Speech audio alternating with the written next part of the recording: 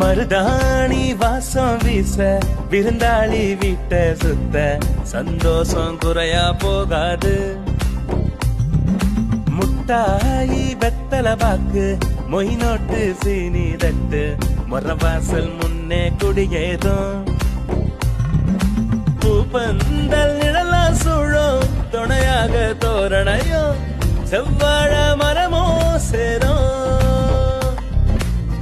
பழவண்ணம் பூசி பலபலக்கும் வீட்டு சுவர் பசிச்சா எங்க நெல்லு சோறு. ஊர் மக்க ஒன்னா கொண்டாடும்